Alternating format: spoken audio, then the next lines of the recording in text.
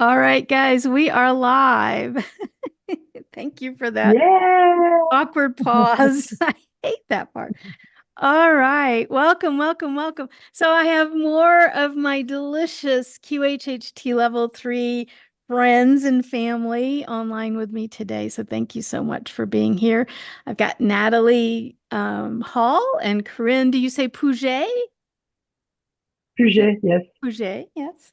And Natalie's in London, right? Are you in London right now? Correct. And Well, Corinne is Bournemouth, it's at the bottom of the UK on the okay. coast. Okay. And Corinne, you're in Paris?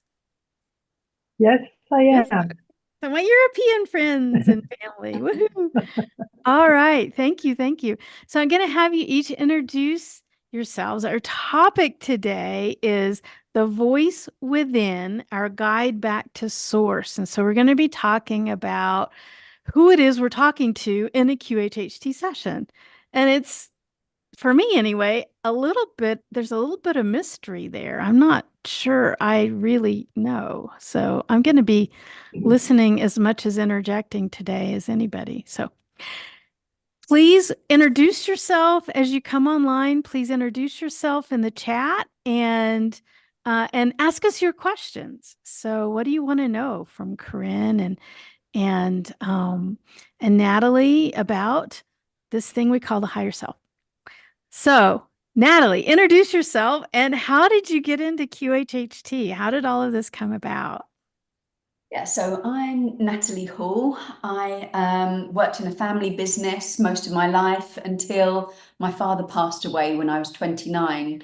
And so I had to come out, and there was a partnership. I had to come out of the business, and it's quite sort of a troubling time. And I've noticed that the biggest silver linings have come in troubling times. So we had a legal dispute. I wondered what I should do, and I started to work in property, and I found that quite draining in Docklands in London.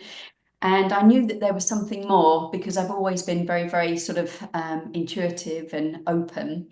And I wasn't sure what it was. And I was having a healing session with somebody at a spa, and actually the night before, I had the words healer communicator come to me. So this, I think, comes into the conversation of higher self. It was just two simple words, healer communicator. Had this healing session the following day, and the gentleman had never met me before in my life. And afterwards said, "Oh, you're a healer communicator." I said, "I know, bizarre words, aren't they?" I said, "I had that yesterday." And I said, "But it's okay. While you've been doing the healing for me, it's like an energetic healing." I said, "I had the next piece of the jigsaw puzzle come in, which I just kept hearing hypnotherapy, hypnotherapy, hypnotherapy." So my father passed at the end of 99. It wasn't until 2004 that I recognized what I needed to do. So I took some training. An elderly lady. She was a spiritual healer, amazing, very, very psychic. And she gave me really good grounding in hypnotherapy, hypno healing, past life regression, covered off all the bases. I still think it was really, really good training, but it was my clients that taught me the most. So there was like somebody that was agoraphobic, and I had to go to his house, and he lived quite locally. I didn't know him. And it turns out that he had the voice shifted, the voice changed as I was working with him. And I recognized I wasn't speaking to the same person. And just naturally, I asked, "Who am I speaking to?" And another name was given, a foreign name. And I said, "Was it part of the soul contract for you to be with his name?" Mhm. And he said, "Yeah, well, he decided at birth, when it came to birth, that actually, no, this isn't for me. I'm not coming in." He said, so this other being was a walk-in. They had a contract for him to come in at that point. So I didn't even have the name walk-in, but that happened. And then I had another client that started speaking French, actually, Corinne, out of the blue in a past life regression. And she had a series of like lots and lots of past lives happening in one session. And so I got really, really intrigued, more and more interested. And I built quite a good business on with hypnotherapy. I took NLP training up to mastership. I took other hypnotherapy trainings. I didn't know of Dolores Cannon until my mother said to me, "Oh, my gardener said there's this lady called Dolores Cannon. Why don't you?" She said, "I think you're meant to look into her." My mum was very astute as well, very intuitive. And as soon as I went online, saw Dolores, there was just that knowing. Again, I think that's the higher self when we have those knowings. And I just couldn't stop reading all about her. And it just so happened, synchronistically, higher self, once again, she was coming over to the UK within 5 months of me finding her. So this was back in 2011. And I took the training and just continued from there. And it allowed me to not have to do what I didn't want to do anymore. I had to, and I do believe that when we're thinking of transitioning out of work that we don't like towards work that we do like, belief is very, very important. So all the time I thought, well, property is where I get my money from. Yeah, it paid for my training. But all the time I thought that's where I get my security from. I think I held myself back initially, even though I was getting great results. But when that scale started to tip and the more and more better and better results were coming in and more inquiries, all of a sudden I thought, that work's getting in the way. I need to just do this. So that's how I came to it. And still to this day, 2011, I've been doing QHHT Level 3 since 2014. And, any other time, I explore all methods. This is very unique. It's very thorough. We cover off so much that I can't really leave it. I'm doing it. The requests keep coming in, and referrals and feedback is fabulous. So I'm very happy and honoured that I had Dolores train me and that I met her. And sometimes I just feel that she's sort of I can ask a question sometimes, which is what I do with my higher self generally in day to day. And occasionally I've asked Dolores a question, and again, there's a feeling, a sensing, a knowing of what that answer is. So it is very intriguing how we can ask questions and there's these different connections and information, different frequencies that we can draw upon, that we have access to, depending on how open we are. Yeah. So thank you for all of that, Natalie. So between 1999 and 2014, it was kind of like a really gradual on-ramp to this work. Is that accurate? Am I getting that? Like just little No, bits? I loved doing the hypnotherapy, Okay. inner child work, hypnoanalysis, regression, NLP, timeline therapy. Loved all of that. So I did that from qualifying back in 2004. Okay. So I only had 5 years where I was really quite struggling, trying to find my feet, because it was like my sense of identity, my sense of security, grounding in the family business, and having my dad as very powerful leader of the family. And it was just like everything, in English we call it, went to shit. Yeah. That's what it seemed like. Yeah. But through the process of recognizing these messages, and the more I relied on them, the more they came through. And that's what I call the silver lining. But I did have a dark night of the soul for at least a decade. And the only thing that I enjoyed was just information, just studying and courses and doing the work and connecting to higher intelligence. And that's what I went from nightclubs to metaphysical. Everything was like, whatever I did is at a high intensity, 100%. Yeah. But I think I love that part of your story, because I just finished up a level 1 companion class a couple of weeks ago. And so we get, people who are new into this potential career as a QHHT practitioner, and they're so enthralled and they're so, connected to the methodology on the one hand, and on the other hand, they think that their life's just going to shift overnight and like just boom, I'm going to be a level 3 and this is what I'm doing, and there won't be any other transition work or anything like that. And your story's a lot like my story, where it was like a decade or more before I was like, is this really what I'm doing? And it's like, just slow down, you'll get there, and the work's going to change you, and you're going to fall into the work at the right time. But this expectation of boom overnight is like, you might have a little bit of a runway here. Yeah.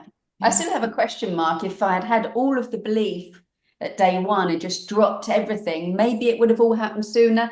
Who knows? But it probably happened how it was meant to happen. Yeah. Thank you. Corinne, introduce yourself, and how did you come into all of this? Yes. So, okay. What happened so a long time ago, when I was 17, so that was in 1984, so that's a long time ago. I had an accident and I didn't die properly, but I had a near-death experience, like with the tunnel, the light, the universal law, we're all connected, we're all one, that feeling of tremendous love. And then I came back into my body.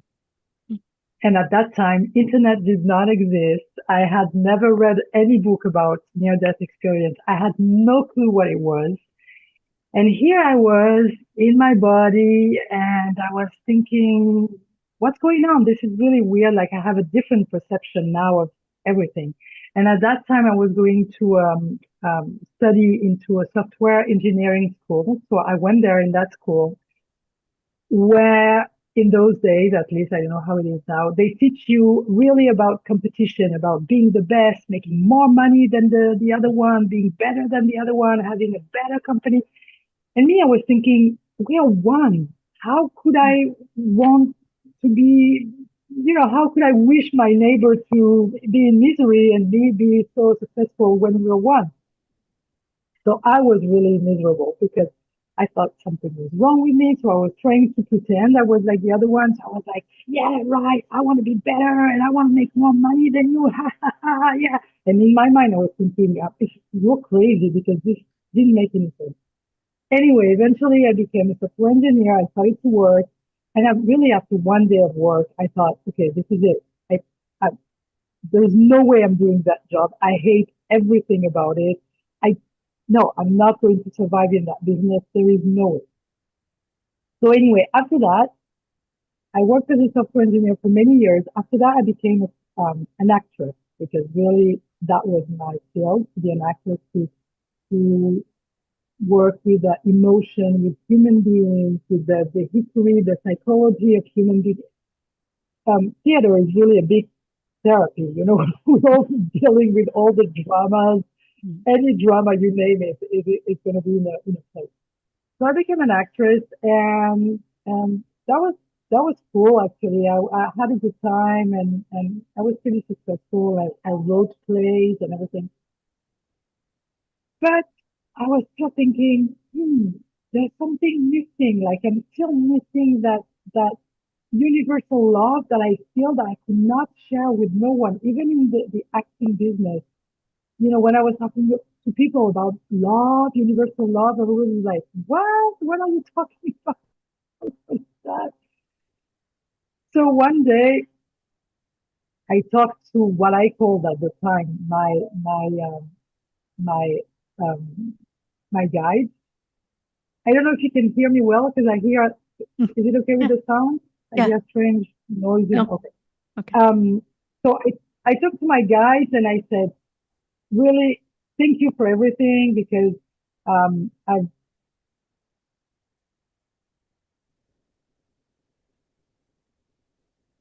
Oh, we lost you. We lost we can't.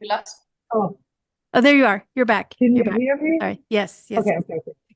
So I talked to my guide and I said, really, thank you very much for everything. Like, I wrote many plays. I was on stage forever. I directed a feature film. I did everything I wanted, but was in a musical. But I'm still not there yet. There's something is missing about that thing that I know we are all connected. And so I said, I promise, show me the way. And I promise I will follow whatever way you're showing me. And 2 weeks later, somebody sent me a book, Three Waves of Volunteer from Doris Cannon. I read the book. I'm like, okay, this is it. I want to meet those people. I want to learn this. I want to do that. A month later, I was in Florida learning level 1. And in my case, I guess I started later in my life than what you did. So in my case, 1 year later, I was level 3. I had my office. I was good to go. I, I couldn't stop doing sessions. And that was it. Way cool. Way cool. So my background is engineering too, but I stuck with it for a little longer than you did. Yeah. Yeah. Yeah. And I that's went kind to of how Utah, actually. so my origin story with QHHT is also through tragedy, as is many QHHT practitioners.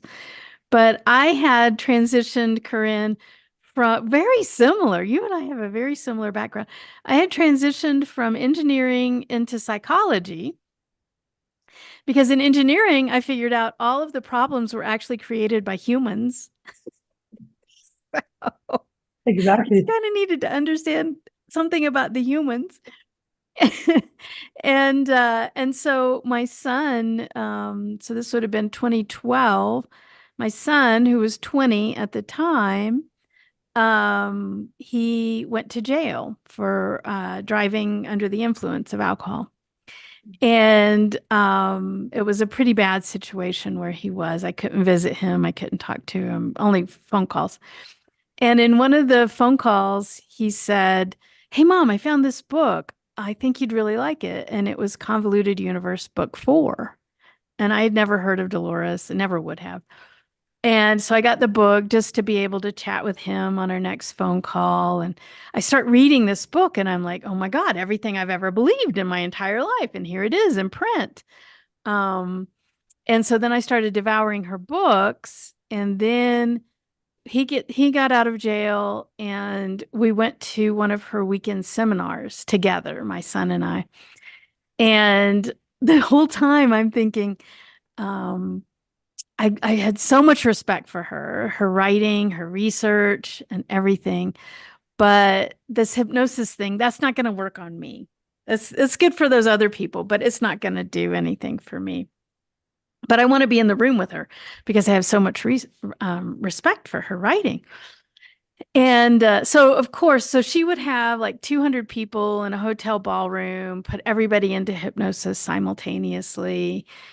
And so we do that the first day. I think it was like a 3-day weekend kind of thing.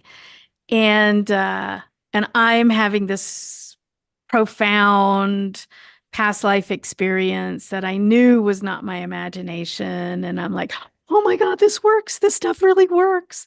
Like I'm going to run up to the stage and tell Dolores, did you know this works? She's only been doing it for, 30 years by then, 35 years by then. So that was in January. In February, I was in training. I'm like, done. Know what I'm doing for the rest of my life. I got it. I'm good. So So good. yeah. Really Yeah. good. Yeah. Yeah.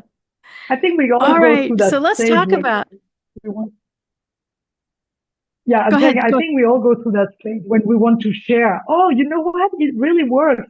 And you talk to the other people and they're like, I know. It works on everybody, even engineers. Oh gosh. All right. So let's talk about this. So just for people who aren't familiar with QHHT, let's a little bit of a setup here. So Dolores Cannon, we've been talking about, she only wrote 21 books. She was involved in hypnosis, past life regression, ET experiences, prophecies, all kinds of things she wrote about the new earth, galactic and metaphysical things she wrote in her 21 books through her hypnosis work. And kind of one of her coup d'etats towards the end of her life is this thing called quantum healing hypnosis technique. And so it's using hypnosis to heal, literally, physically heal people physical healing, emotional healing, whatever, healing.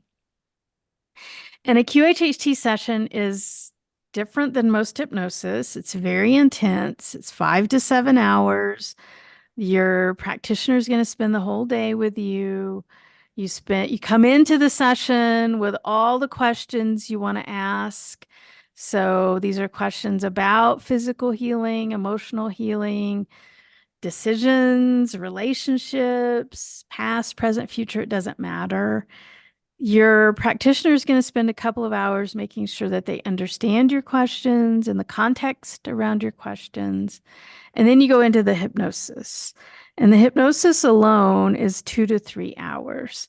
And that's where the QHHT practitioner is having a conversation with what Dolores called the subconscious or the SC. I like the term higher self. We're going to debate that today and see what you guys think.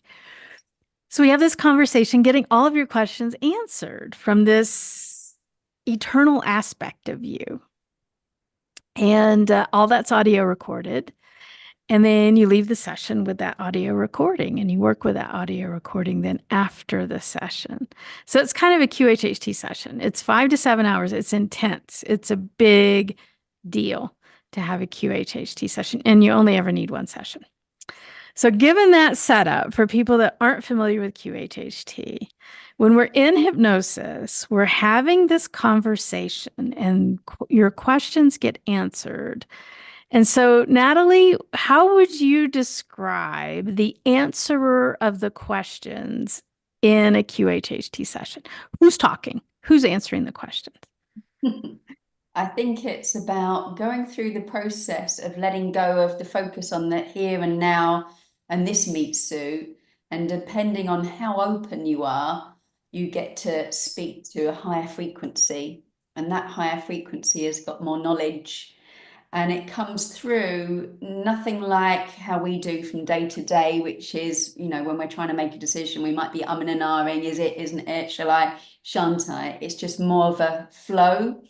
And it's very definite and usually quite serious. Sometimes it can sound exhausted, like we've been telling them this for ages. They know this already. Sometimes it's a little bit like that. But there's definitely just very sort of, I would call it straight talking that tends to come forward. And sometimes afterwards, a person might say, well, I kind of knew that already, because of course, it's not just in the session that it's that aspect of us is with us. It's with us all the time. So it should be no surprise that they kind of knew it already. But quite often there'll be some other things that they think, maybe I should do that then. It comes as a surprise to them. So quite often there'll be more insight that comes. There's an energy that's felt, a presence, an expansion is probably the better word for it, and a real sort of love, kinesthetic feeling. And then normally there's quite a lot of heat that comes as well, because that's the portion where there's some sort of healing that happens as well. So sometimes if the person's got a blanket on them, sometimes it can almost get thrown across the room because they get a bit hot. Usually, not always, but quite often. So that's the main things that I sort of noticed. A certainty that comes through in the information. Yeah. And sometimes I'll wait a minute, pause. And it's like it's got to sift through some other information. I'll go, I don't know, somewhere else, open to some other pockets of information, and then comes back and then delivers information there. Very good. Very good. And do you have a name for this? Do you have a preferred name for this? Do you call it SC? Do you call it higher self? Or? It's a good question. I'm finding at the moment a lot of words quite clunky and not fitting. So I used to initially do exactly what Dolores taught us. We call it the subconscious. I've got another session that I do with the superconscious online, and I speak to various levels of these frequencies of intelligence. And it's become more and more evident to me that we've got the conscious mind that we utilize less than 10%. and it thinks it's running the show. It's what some might call the ego, and it thinks it's driving the bus. Then there's the subconscious that in this lifetime is equivalent to my laptop. It's the data bank of programs, and it can't give you anything new and fresh. It can only spew out what's been before from the memory banks of every second that's been recorded. But there's no invention that will come from that, really. There's no new and fresh insight that's going to come from that. Just the old stuff is in there, the old programs, the old habits, the old routines, the old emotions, all of the old stuff is the subconscious. We're trying to put words to the unnameable now, but I'll do my best. Over and above the subconscious, it seems to me that possibly we could call that, maybe that's the higher self. And that is still very connected to us. But for me, it seems more expansive. It's almost like a silhouette, let's say, of me. It's more open. It has access to more information. It knows the soul contract. It knows why we chose our parents. It knows everything about us. It knows what the life lessons are. And it knows what our challenges are, and the whys and the hows and the whats. It's got all of that there. But because the name of the game is free will, we've got to ask the questions. And so with more and more awareness, we can start to ask better questions, possibly, because over and above the higher self, I believe, and I'm not certain, but it's what I might call in my other session, the superconscious, that seems to be more, I don't know how to call it, just larger. It just seems to, and there's possibly a morphic field of information for different things. It's like the 100th monkey effect, how they used a particular tool in a little island and then more monkeys on another. So there's a morphic field of intelligence. It's like when somebody beats a Guinness Book World Record. It's not long before the next person does. And so there seems to be a body of information as well that's being picked up on. I don't know what we'd call that. Maybe it's a morphic field. And in a recent client session, a lady came back. I know we normally only do one session of this, but she had one session a couple of years ago. She came back just recently for a second session. She's a very good subject. She's very open, very intuitive.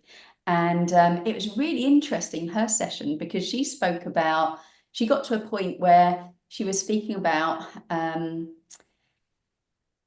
I'm not going to give it justice the way because I do so many sessions that it's hard to recall it word to word, but words to the effect that there were different dimensions, and there was and it was almost like what she was seeing visually was an auditorium, and in that auditorium there was the all. So I believe that's another band of information, the all, but it was showing itself in her session like a sphere of information. And in this auditorium, there was representatives from other worlds and other dimensions, and they were passing learning and information and consciousness to the all sphere in the center. And she was representing planet Earth, and she was giving information to the all, to the sphere in the center. Now, I'm sure that's just a metaphor, an analogy, and that's the best we can do sometimes.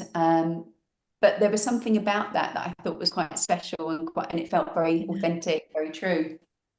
So I think this is a really interesting conversation, and we're just sort of navigating our way through these different frequencies. And what's funny is when I work with the superconscious in the online session, in a different session, I can ask a question like, is it possible to do X, Y, and Z?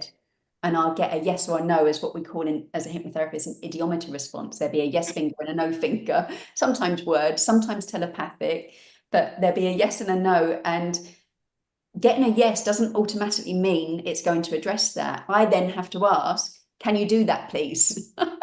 So I can ask a question, can you do that? But then I have to say, can you do that, please? Because of the free will aspect of it. So I just find it really, really intriguing, really interesting, and really, really powerful. It's helped me, beyond what I can explain. Yeah. And I don't you think too that just the human mind these are phenomenon that multidimensional phenomenon that is hard for the human mind to wrap itself around. And so we tend to think, I think the human tends to try to put a hierarchy on things that maybe don't actually have a hierarchy. Yes. Yeah. Like, Yeah. like the sphere, I like that visual of the sphere. There's no hierarchy in the sphere. It's a sphere, right? Yes. Yeah. Fascinating. Yeah. Fascinating. And I think it all depends on how open we are to what band of information comes to us. But if we go into analyzing and rationalizing and doubt, we're the ones putting the blindfold on ourselves and sort of bringing in the constriction. But the more open we are and just allowing, it's all there. Just ask the right question and ask it to do it. So I do this in my head all the time, just going around doing the housework or just waking up, or even in the middle of the night, I might have something that I want to ask and I just have to trust what's coming. Occasionally I might not get anything, but it's really valuable to do it because quite often I do get a message, I do get an answer or a knowing, a feeling, a sense somehow. And it's about that trust. That trust seems to be the key to me. Yeah. Corinne, what's your opinion? Who do you think we're talking to in a QHHT session? Who's answering the questions? First of all, can you hear me well now? Or, yeah. Okay. Yeah, we can hear you.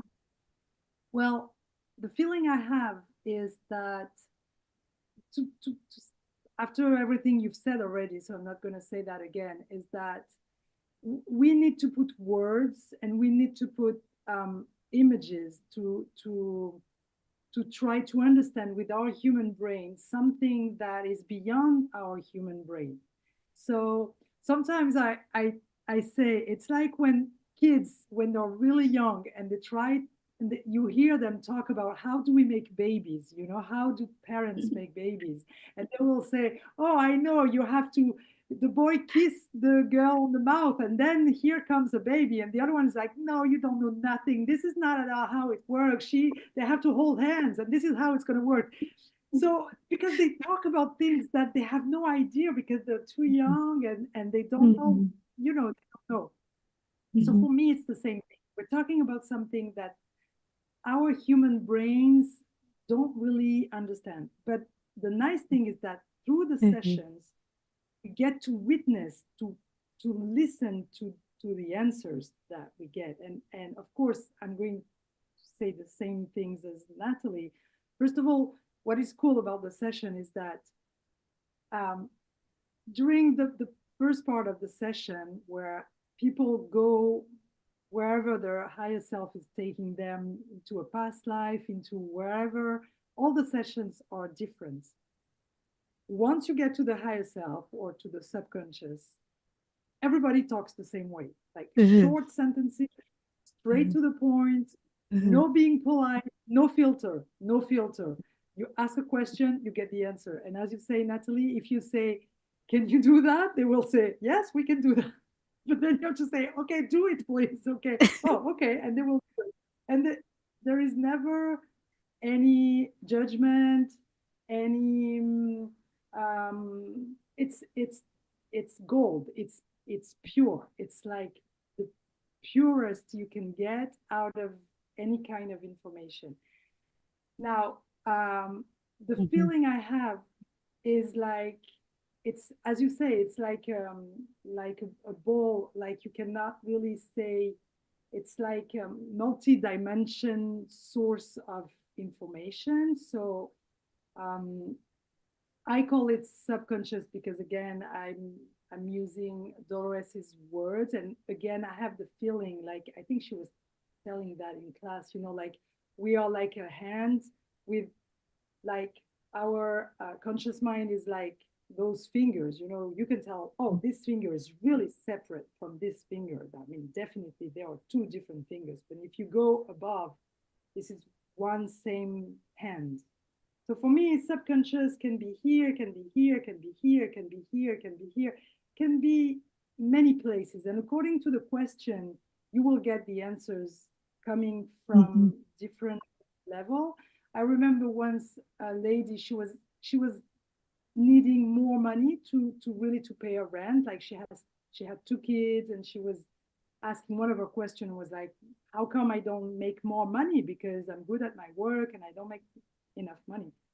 So I asked the question to the higher self, and the higher self said, we're just passing by. We're just going through life on earth, you know, like we're just, this money is not important because this is not about money. So I said, yeah, I understand for you guys, it's not about money, but she needs to pay the rent. So can you help her pay the rent? And then I like a pause, like, you human have strange questions, but there was a pause, and then I like, okay, yeah, sure, we're gonna help her.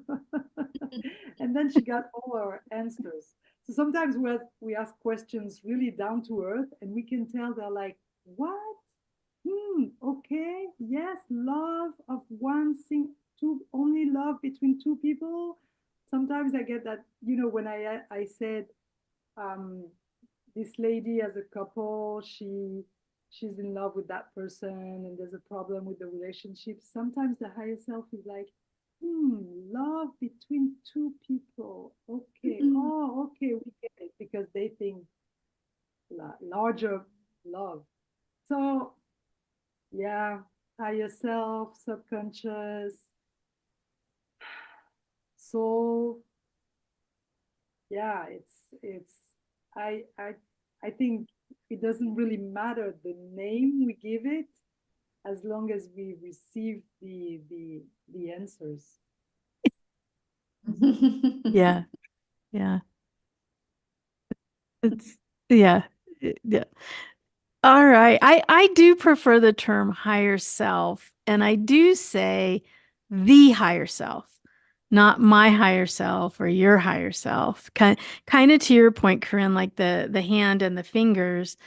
When you get up to that level, they don't see a difference between you and me. We're the same thing. We're two aspects of the same thing. So I think we're accessing the higher self, but the higher self, everyone's connected. It's not, we're not separated from their perspective. And then I do agree with you, Natalie. I think there's something above that, whatever we want to call it, like your friend saw the sphere that is, I don't even know how to describe it, but beyond even discrete connections. Um, More I- universes dealing with, there's a, yeah, yeah. I So did a does set. ever, I'm Mm. sorry. I was going to say, just this morning, I had somebody practice on me working with the superconscious online. He was in New Zealand. And it was quite interesting because I knew we had this talk. And just as an afterthought, he said, oh, you wanted to know more about the higher self, how best to get the information out as to what it actually does. And it's so funny because if you ask the question, you'll get more than you actually perceived before. And that's exactly what happened to me. So just this morning, I was just looking at notes that I've got on my screen there. Because I'm very visual, my messages come quite visually. And what instantly came in is I was in a grey tunnel of cloud. It was grey clouds around me. And when asking the superconscious about the higher self, the message I received was, as we raise our vibe through raising the frequency of our being sort of like more of our love and light authentic selves instead of negative and closed, more sort of open. That frequency is very life affirming, especially with gratitude for life. As I recognize I needed to be more of that, that would be useful. As soon as I came to that recognition, the grey cloud shifted outwards and turned white with the feeling of more openness and space. And I felt that I was more connected to that higher intelligence as I did that, as I opened up. But also the other thing that came in was, and I've never heard this in any QHHT sessions before, this is just my own insight this morning, is that the higher self is more connected to us than, let's say, the superconscious and the all, which we are part of, obviously, but it's more personal to us. And as we project out our thoughts and our beliefs and our impressions and our ideas, we're actually forming this matrix. And what came through this morning was the higher self. We're responsible for what we're beaming out, and we're creating this matrix, and the higher self is making that seem so. So what I mean is our ideas and our thoughts and our beliefs, we're getting to experience it. And the higher self is part and parcel of that experience here on planet Earth in this body. So I'm creating my life, basically. This house, my relationship, the clients that come to me, and my thoughts and my impressions and my beliefs and my ideas is creating a matrix that is being reflected back to me. So the higher self is almost like a big brother, and we're working together, and it's very reflective. What I'm putting out, I'm getting to experience. And as that came to me, just as a flash, that felt true to me. It felt authentic. I thought, oh, I didn't know that piece before. It's not come through in sessions, but I'll probably let that percolate for a while, and I see what I make out of that. But that's the beauty. There's never an end point or a full stop. It's just being open to possibilities, asking questions, and just being open to receive those answers or those sensory knowings. Wow. I don't know if that made any sense. Hopefully it did. I've not put it into Yeah, words. no. Yeah. Well, I mean, and that's what all of the spiritual teachers say, right? Is that everything is just a reflection of you back to you. That's So what it was that. But I hadn't experienced, well, obviously life to life is the experience of it, but the way I got the impression was just like another piece coming in of recognition. Yeah. Yeah, that's fast. And I love that. It's like a big brother, right? Yeah, Yeah, like you're that in was the words that came symbiosis. in. Yeah, a big brother. Yeah. Wow. Fascinating. Fascinating. So, Corinne, does everybody have access to the higher self, or do you have to have a QHHT session? Oh, that's a very good question. From what I hear during the session, from my own experience, higher selves is talking to us. Oh, can you all hear the me? I time. think you're frozen Oh, for me. Oh, there you are. can you hear? Yes, yes, yes. Yeah. Sorry. Okay. So I'm saying the higher self, the subconscious, they're talking to us all the time. And they keep during the sessions, sometimes intentionally, I will say, will you be with her all the time to help her, for example? And they're like, yes, we are with her all the time. She just won't listen to us, but we are there all the time. So according to what I hear during the sessions, according to what I receive, yes, everybody can receive messages, and everybody has a higher self or has a connection to the higher self and can get messages. Now, it is true that to start the engine, to start the feeling of receiving the messages, a QHHT session is really, really good, because this is when you get a first QHHT session, this is when you really create that connection while being able to talk. So you're not asleep, it's not a dream, you're still in there enough so you can talk with the practitioner. And this is when you experience the connection. And sometimes people, when they get out of the session, they're like, oh my God, this is really easy actually to listen to, and yes. And so I tell them, once you've done a session, you can practice, for example, at night, right before you go to sleep, or in the morning right before you fully wake up, just stay there in between being awake and asleep, and ask your questions, or just ask, is there any information for me? Is there any email for me, any message, and you get the information. And then after that, of course, the more you practice, the easier it's going to be. And so sometimes you can be in the subway in Paris and get a message, and it's very funny when you like, okay, a message received. Yeah, yeah, very good. I agree with you. I think after the QHHT session, a lot of people will go, "Oh, that's who that is. I've heard that voice all along." And now they kind of like it clicks. They know what's going on. But before they might have questioned it or doubted it. Yeah. Yeah. So, Natalie, is there anything that you think that would prevent someone from accessing the higher self? Yeah, I think it's doubt, and I think we're living in a time of overwhelm, too much information, emails, WhatsApp, TV, loads of channels, loads of stuff to do, just doing instead of just switching off everything, including ourselves, and just being.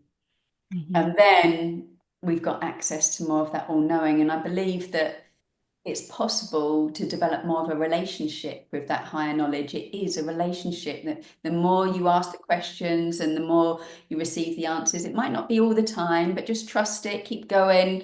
You will get some, and then you start, and the more you trust, the more you're open, the more you allow some downtime, and even to set some sort of routines. Not that I set a routine, but just going slower helps me, not trying to pack so much into a day.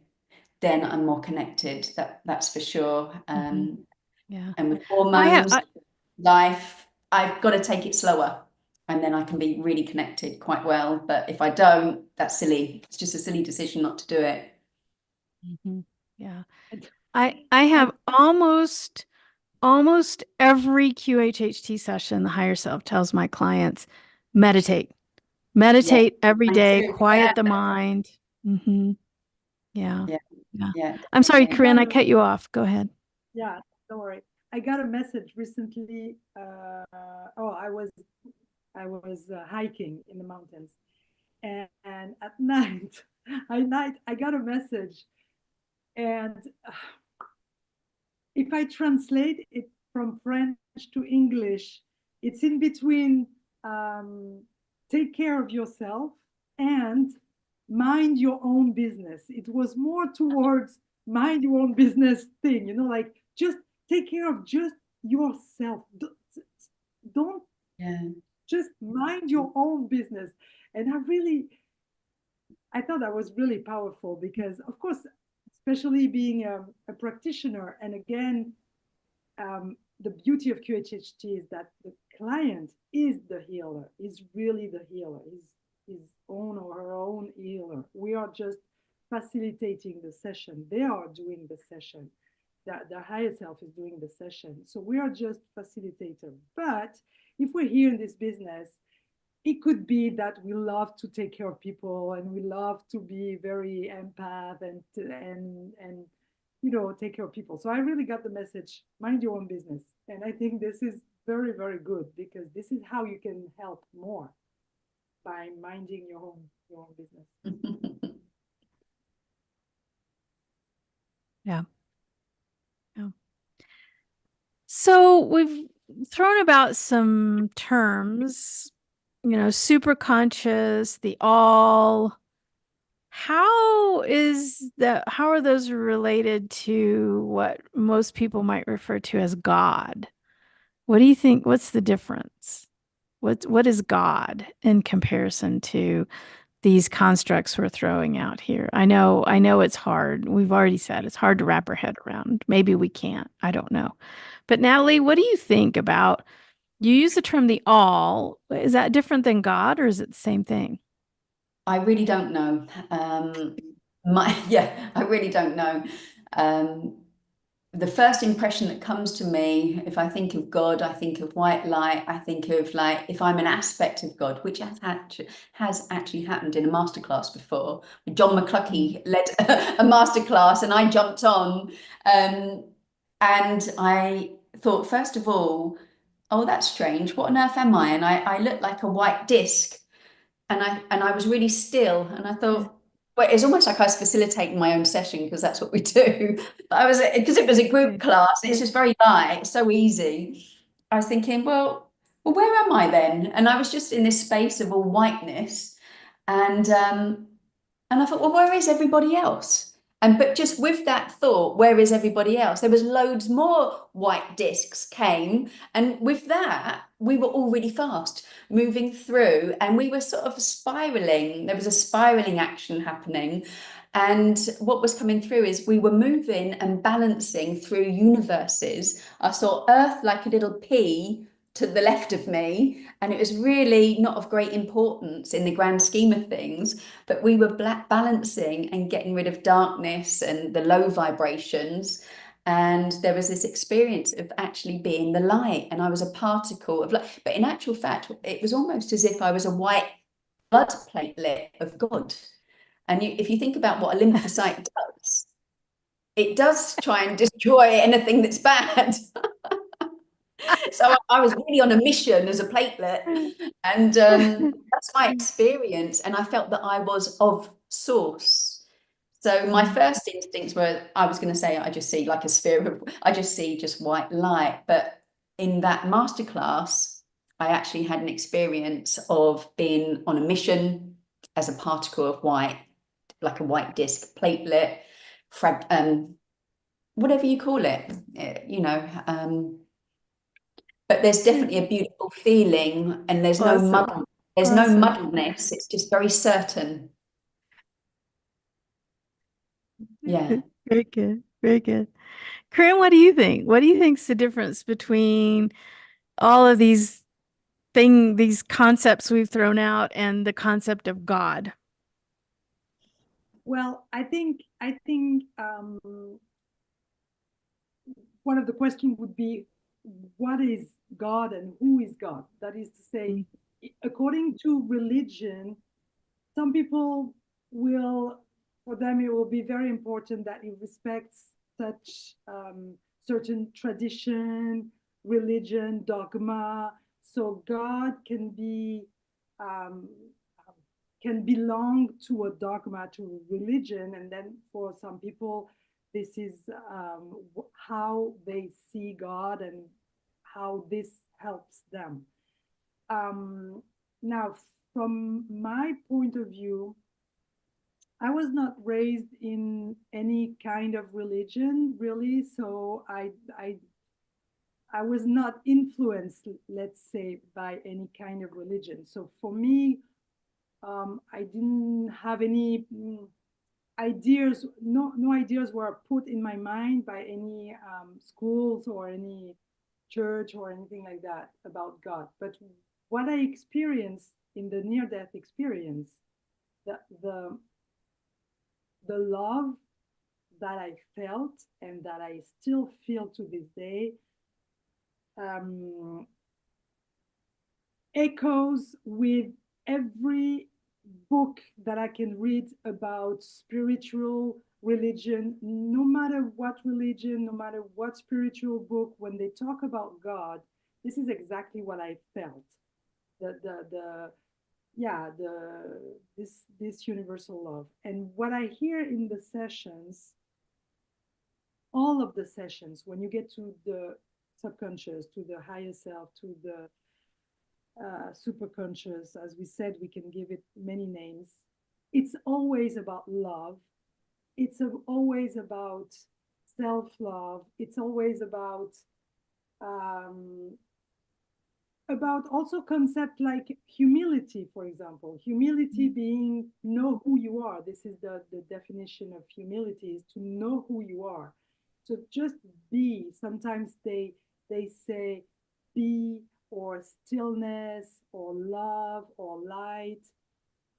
So it really looks like the books that describe what God is, how God is described in the books of every religion. I mean, I didn't read all of them, of course, but so I have the feeling what people have been trying to talk about in those religions and in whatever religious book, I have the feeling this is it. We're talking about the same thing. Yeah, this universal love and this, yeah, I have the feeling it's the same thing.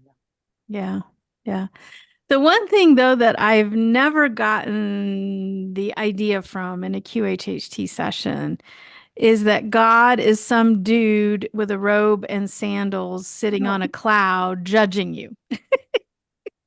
Sorry, Michelangelo.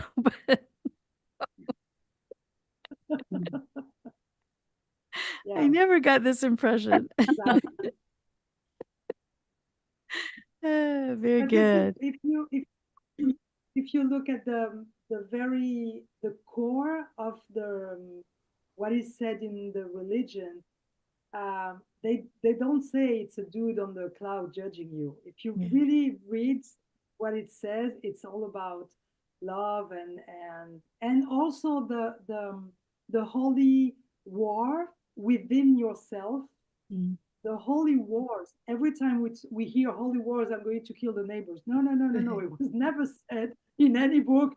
Let's go and kill the others in the name of God. No, no, no, no, no, no. It says holy war inside yourself, which is exactly what we're doing. Like, um, and we're not the only ones to do that. I mean, any work on ourselves is about that. Is about loving ourselves. Eventually we call it a war, but it's really a love process, getting rid of all the false beliefs that we don't need no more, which were right beliefs at one point, and just loving ourselves.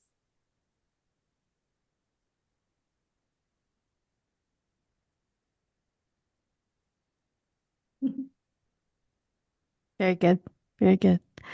We have a question from our audience here. So, Doc Singh, who's in Wales, Natalie, asks, are there any consistent messages for the broader community that you've picked up in your sessions that might be relevant to a broader audience? So when it comes to this topic of source and the voice within and the higher self, what advice would you have for the broader community? What kinds of things are coming up in your sessions?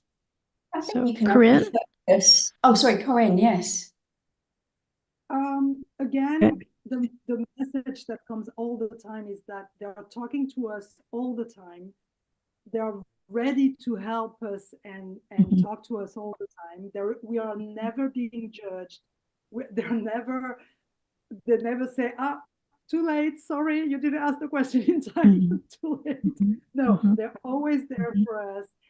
And when I say they, it's us. It's our divine part or our higher self, our even if it's a common higher self, but it's not a dude outside of ourselves. It's a part of ourselves.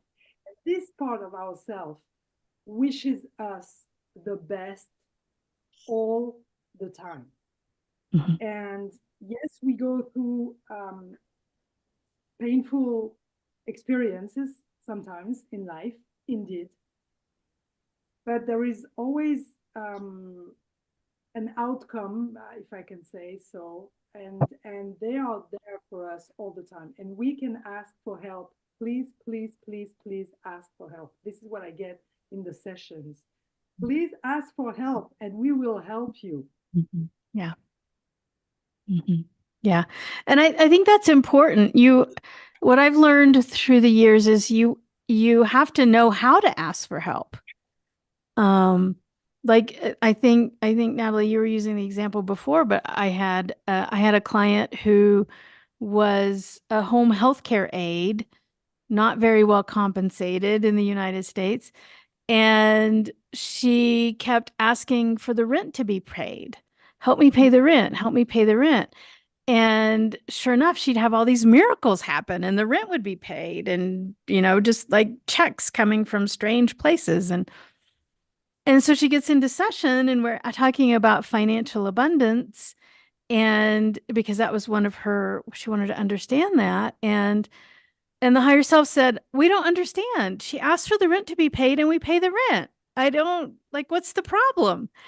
And I said, well, I think what she really wants is a happy, healthy home that she never has to worry about. That she never has to worry about this. And they go, well, yeah, we can give her that, but that's not what she's asking for. And I'm like, okay, well, on her behalf, I'm going to ask right now, can she just have a happy, healthy home that she never has to worry about? Yeah, we can do that. And so she calls me back 9 months later, and you guys know we almost never hear from our clients again. And she says, Holly, I have to tell you something.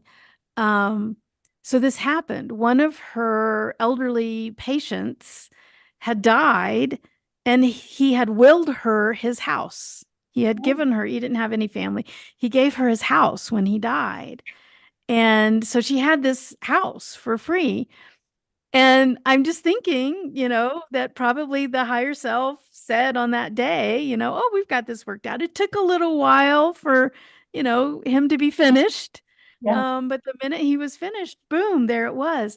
So to me, the lesson in that one was they're going to give you what you ask for. And so if you minimize what you ask for, that's what they're going to give you because they really don't know what you need. They're not here. They don't understand what we deal with in this dimension. And so you have to really do your homework to know what you're going to ask for and really ask for what you want, not minimize it. Yeah. Yeah. Definitely. Yeah. Yeah. I had just an inquiry, actually, somebody that's talking about, I had a couple of people talk about how they feel that their brain is getting attacked or that they feel that they're under attack energetically. And one of the individuals says she's even stopped affirmations because she's recognized that they're not so useful at the moment. She's having to really rethink everything and be very precise with her wording. I think that we can create a heaven or a hell here, and we're doing it. We're the ones doing it, possibly.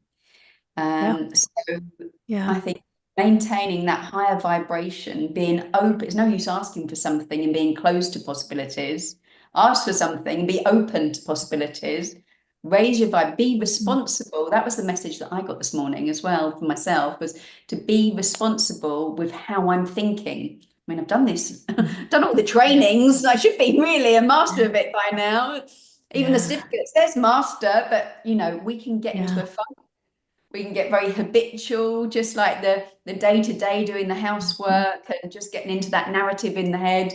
Could be lowering the vibration. We need to be, be responsible for the thoughts that we think, and also responsible for clearing that space as well. It's not all about just positive thinking. It's if we're only utilizing less than 10% is conscious mind, and new and fresh can be sensed when we've got that clear space, then it's worth taking time to create that clear space, because I agree, in, I don't know, 2,500 sessions that I facilitated of QHHT alone, aside from my other sessions that I do in hypnotherapy and NLP and life coaching, just that, the most frequent message is exactly what you two said. They need to meditate. And that clear space is really, really important. That's where new and fresh comes in, a new invention, a new piece of art, a new piece of music, a new idea, a knowing. So creating space, I think, is very important, and being open to possibilities and being responsible for the thoughts that we think and the words that we say. So sometimes it's getting a little bit clunky lately, because I think it's like I want to rewind. Sometimes, say that again the right way. There was a poet, her name's Diane Glancy. She said, "Words as I speak or write them make a path on which I walk." I don't remember any poems, but I remember that one. But it's very true. Yeah. Yeah. Yeah. Very good. Very good. So, sorry. Go ahead, Corinne. Just one thing. Also, to be very nice with ourselves when we have negative thoughts. Like this lady I had today, one of the lessons was that she was stubborn and she was not listening to her subconscious, because being stubborn as a child saved her in that environment where she grew up. Being stubborn really saved her life. Now the message she's getting is, you don't need to be stubborn anymore. You can let go and you can listen.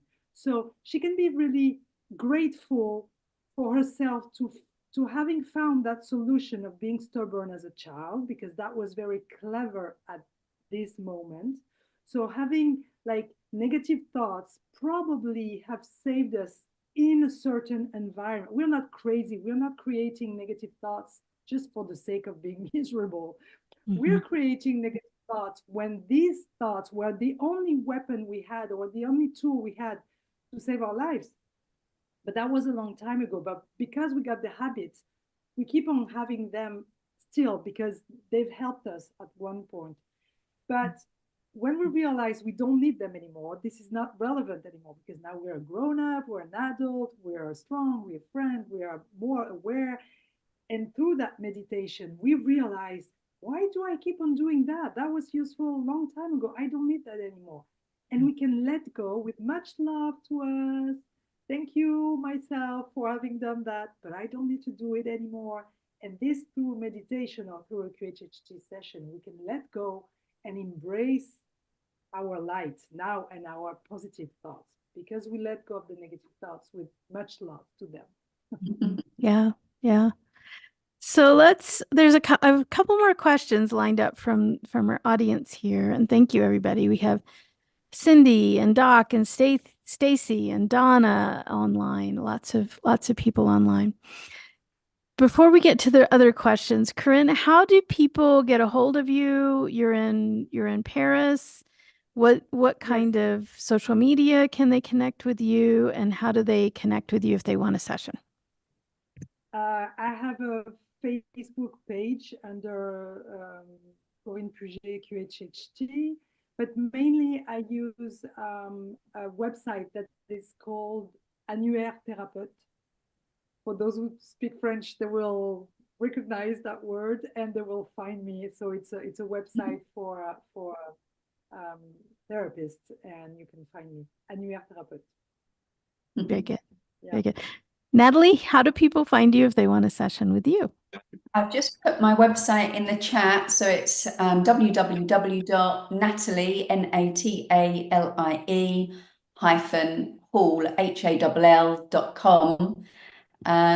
There's a contact form on there, and then I send information about the session and the days that I work, and then we can set up a free 15-minute discovery call if you have any further questions. But it's quite a meaty, long email. You'll get a lot of questions answered with that. And it's important to actually say what you want to get from the session, and then I can guide. Excellent. Excellent. Thank you. And folks can reach me. Obviously, you're on this YouTube channel, but so my website, if you want to schedule a session, it's AwareCareDurango.com, AwareCareDurango, and I'm in Durango, Colorado, which is absolutely nowhere close to Denver.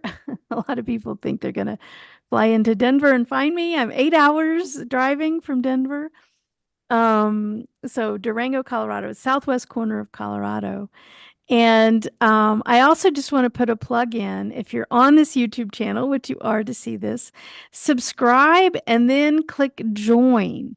I have a Dolores Cannon fans group, and every month we do live via YouTube Live. We do a Dolores Cannon group regression. And so it's a way for you to experience Dolores Cannon's masterpieces of group regression for a super, super, super, super low price. So first you got to subscribe to the channel. And then when you hit subscribe, you'll see join, and you can join that Dolores Cannon fans group. So, all right. Thank you guys. Thank you guys for being with me. All right. We have a couple more questions from our audience.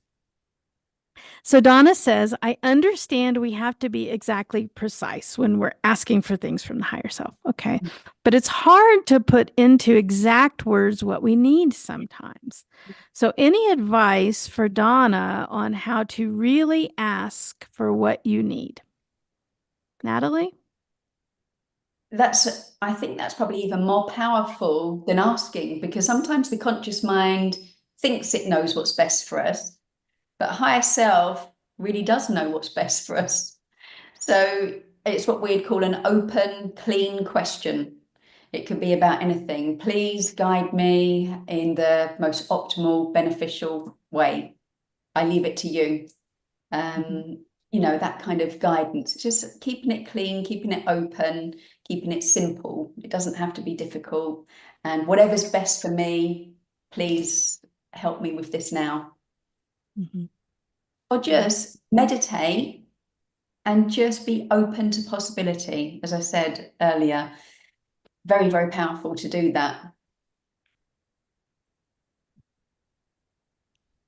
I would say, of course, Very good. get a QHHT Very good. Thank you. session. One of my favorite prayers, and I heard this, I can't remember where I heard this, but meditating is listening and praying is speaking, is the way someone explained it to me.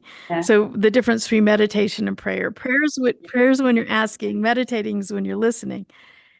And one of my favorite prayers is, please let me learn my lessons with grace. And it's about that openness. Like, just let me be open to what's going to happen and receive it with grace, regardless of what's going to happen. So, yeah. Yeah. Corinne, what advice do you have of the specifics? How do you get what you need? Well, first of all, I would say get a QHHT session, because really this is where you get all the best way of asking, and like sometimes in QHHT session, I ask a question as a practitioner, a question of the client. I ask a question blank, like no answers. So I ask the higher self, did I phrase that question properly? And they say no, because they straight to the point. There's no judgment, no filter. Oh, so I'm like, okay, so what is it you want to tell the client about that topic? Then they will give the information, because the question was not phrased properly. That was not the right question. So QHHT session is always good. Group regression, like you mentioned, Holly, this is fantastic. So this also I advise. It's low price, it's a shorter time, it's really a good place to have an idea of how all this thing, how you get connections so easily. And again, as we say, instead of saying, for example, I don't want to be poor, it's better to say I am rich. If you meditate with an intention, I am rich right now. It's not tomorrow.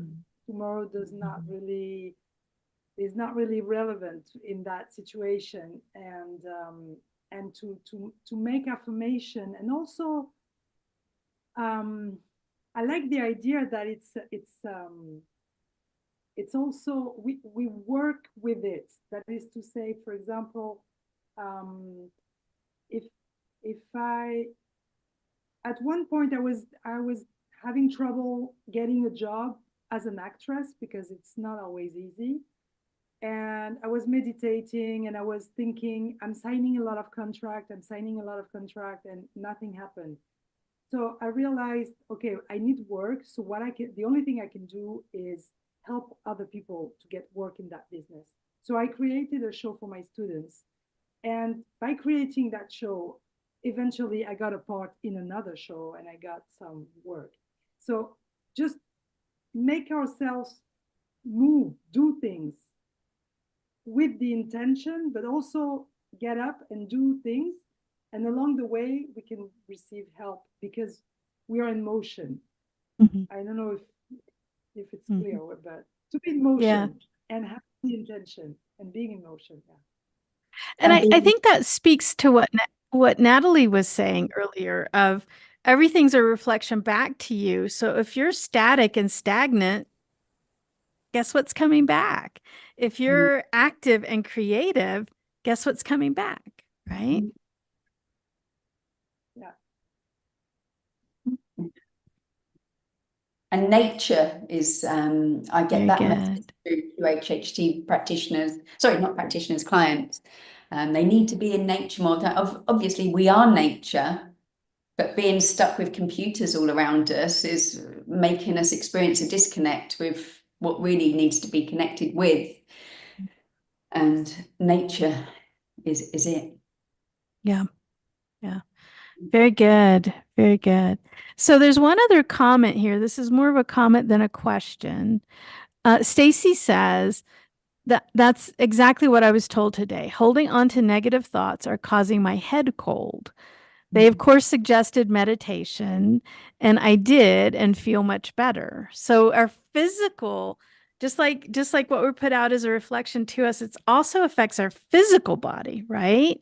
I mean, most illnesses I find in QHHT sessions are messages from the higher self. Do you guys find the same thing? Yeah, yeah, definitely. Mhm. Yeah. Yeah. So not only does it affect the manifestations of the things around us, it affects the manifestations in our physical body as well. Yes. Yeah. Yeah. Yep. It could be head colds or something much more serious. Mm. Yeah.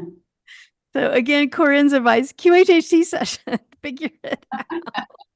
Sometimes there's layers to get through as well. So some results can be immediate, and then other times there's a process of the higher self, superconscious, whatever you want to call these frequencies of intelligence. Sometimes they need to address quite a number of levels to a certain extent, and then you'll get the sense that I'm responsible for some of this myself as well. I've got a part to play in this. I've got to stop doing that or do this or take those steps, and that will be the next piece. So we often get those messages come through in QHHT sessions. Yeah. Yeah. Way cool. Way cool.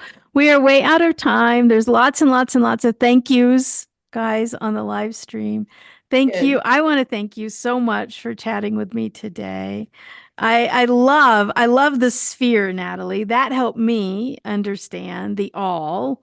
Not getting hung up on the hierarchy, but understanding the sphere. And I love the blood platelet, the white blood platelets of soul. Yeah, it's stuck with me. It's one of those things, you know when it's true, because if it wasn't, you'd forget about it. But there's certain things that just stay. Yeah. Yeah. Yeah. And I love, Corinne, that you're bringing in this actual NDE experience and that feeling, that emotion, the not the words, but the feeling of the love, and that you're able to bring that forward and embody that. Thank you. Thank you. Very good. Thank you. All Thank right. you, Corinne. Guys, Yeah. anyone? All right. Thanks, everybody. You. All right. Thank you, Bye-bye. everybody. Thank you. Bye.